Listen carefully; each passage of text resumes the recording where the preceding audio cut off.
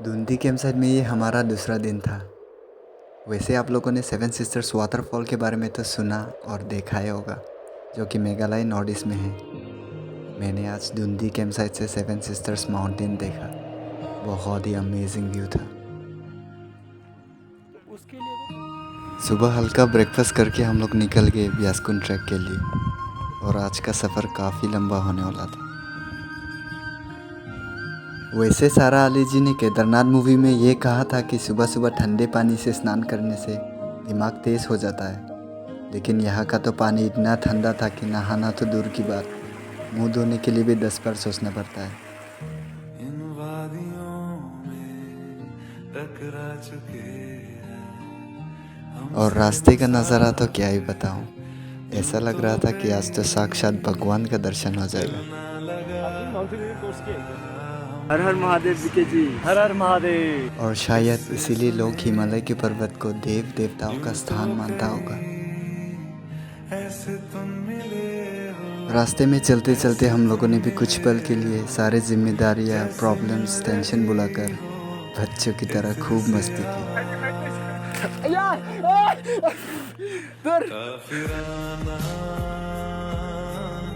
सा है, इश्क है। और यहाँ से जो बर्फ़ का चट्टान दिखाई दे रहा है, हम लोगों को वहाँ तक जाना है। उसके आसपास ही है बियासकुन। ऐसे तुम मिले हो, जैसे मिल रही हो।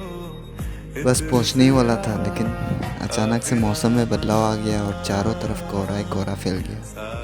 कुछ दिखाई नहीं दे रहा था। इश्क है या क्या है।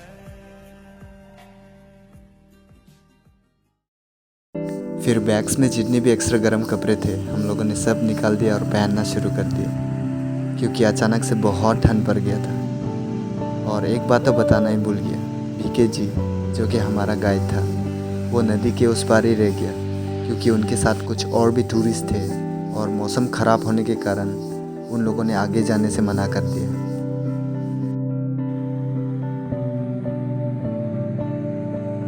लेकिन हम लोग पीछे हटने वालों में से नहीं था। दिमाग में बस एक ही ख्याल चल रहा था कि जल्दी से मौसम साफ़ हो जाए, ताकि बियासकुन पहुंचने के बाद एक अच्छी सी फ़ोटो खींच लूं।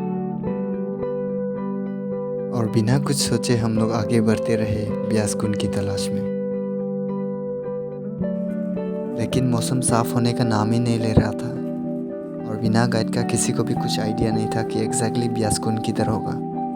फिर हमें ये नदी दिखाई दिया। हम लोगों को लगा कि ये पानी बियासकुन से बह रहा है, और हम लोग खुशी खुशी नदी के किनारे होकर ऊपर बर्फ़ का पहाड़ चढ़ते रहे। और उस दिन सच्चे दिल से मन ही मन में भगवान को प्रार्थना कर रहा था कि जल्दी से मौसम साफ़ हो जाए, और लगता है भगवान ने मेरी सुन ली। अचानक से एक ठंडी हवा का झोंका आया और एक बार से मौसम साफ़ हो गया। मौसम साफ़ होने के बाद पता चला हम लोग बहुत चढ़ाई चढ़ चुके थे, वो भी गलत रास्ता, और दूर दूर तक हम लोगों को कहीं बियासकुन दिखाई नहीं दे रहा था।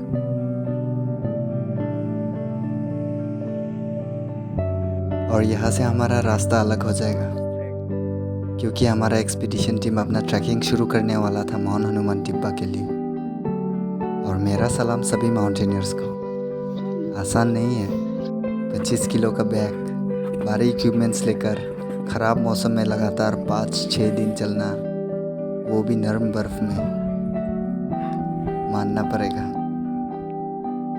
वो लोग तो चले गए, लेकिन हम लोगों को बिना गाइड का बहुत समय लग गया बियासकुन ढूंढते ढूंढते।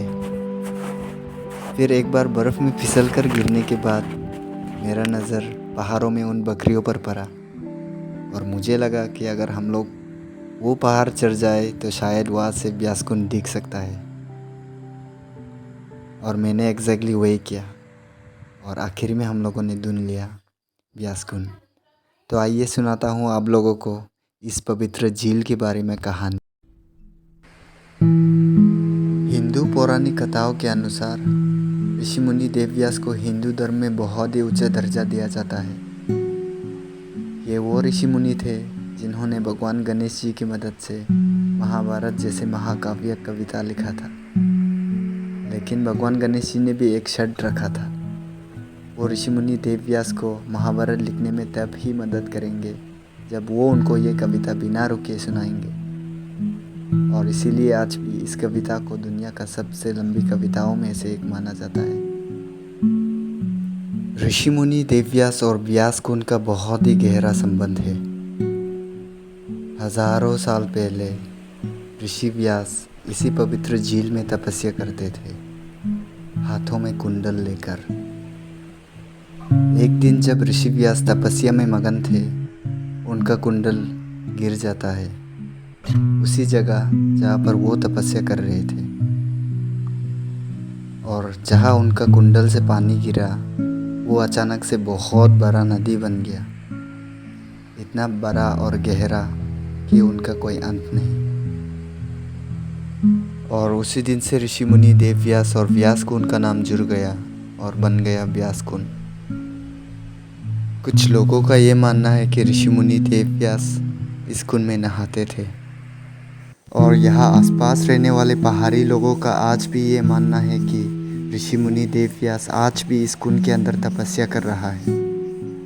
जब दुनिया का अंत होने का समय आ जाएगा, तब यहाँ का सारा बर्फ़ पिघल जाएगा और बहुत बड़ा नदी बन जाएगा, जो काफ़ी होगा दुनिया नष्ट करने के लिए। उन लोगों का ये भी मानना है कि ये नदी मनाली में स्थित माता हिडिंबा का मंदिर से होकर जाएंगे और जाते जाते उनका चरण छूकर चला जाएगा। तो ये था ऋषि मुनि देव व्यास के साथ जुड़े व्यास कुंड की कहानी। और ये कहानी जानने में हमारा गाइड बीके जी ने बहुत मदद किया मुझे। मैंने कुछ लोकल्स के साथ भी बात की और थोड़ा बहुत रिसर्च भी कर लिया था इसके बारे में। और अगर आप लोगों में से कोई ये कहानी जानते हैं तो कमेंट ज़रूर कीजिएगा, मुझे और भी जानकर बहुत अच्छा लगेगा। वैसे वापस जल्दी जाने का मन तो नहीं था, मन तो कर रहा था कि कुछ देर के लिए और रुक जाऊं, लेकिन यहाँ मौसम का कुछ भरोसा नहीं है। तो चलते चलते रास्ते में हम लोगों को एक बहुत ही बड़ा और खूबसूरत वाटरफॉल दिखाई दिया। और सच कहूँ तो मैंने इतना बड़ा वाटरफॉल इतना करीब से कभी नहीं देखा था। तो मैं चला गया वाटरफॉल के पास कुछ फ़ोटोज़ और वीडियोज़ खींचने के लिए। और वहाँ पहुँचने के बाद मेरा मुंह तो खुला का खुला ही रह गया। सच में बहुत ही खूबसूरत था। और एक चैलेंज तो मैंने भी एक्सेप्ट कर लिया। मेरे एक दोस्त ने बोला कि अगर मैं इस वाटरफॉल के पास बिना टी शर्ट पहने 10 मिनट भी टिक जाए तो वो मुझे मॉल रोड में ट्रीट देंगे। क्या हुआ? और मुझे आज पता चला कि सनस्क्रीन को मुंह में ऐसे लगाते हैं। तो सनस्क्रीन इसे लगाता तो ना। ओह, अच्छा। रास्ते में हम लोगों को एक छोटा सा मुसीबत का सामना करना पड़ा, क्योंकि धूप निकलने के कारण बर्फ़ पिघलना शुरू हो गया था और उसकी वजह से पानी का बहाव काफ़ी तेज़ हो गया था। लेकिन बहाव से ज़्यादा पानी ठंड था, ये सोचकर ज़्यादा परेशान था हम लोग।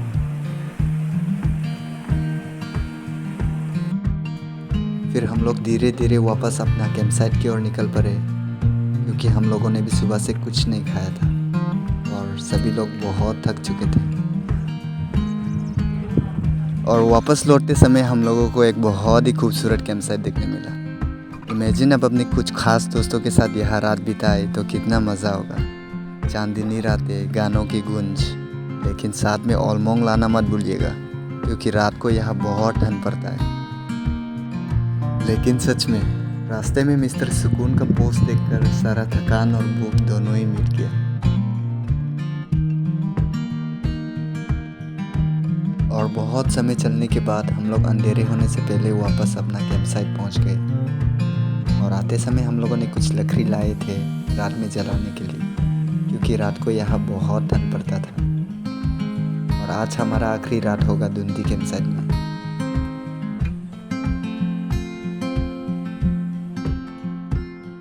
सुबह जल्दी उठकर अपना बैग पैक करने के बाद हम लोग वापस निकल गए मनाली। अगर आप लोगों को वीडियो अच्छा लगा तो वीडियो को लाइक और चैनल को सब्सक्राइब ज़रूर कीजिएगा। तो मिलते हैं अगले वीडियो में। तब तक के लिए keep enjoying, keep smiling and remember that life is beautiful.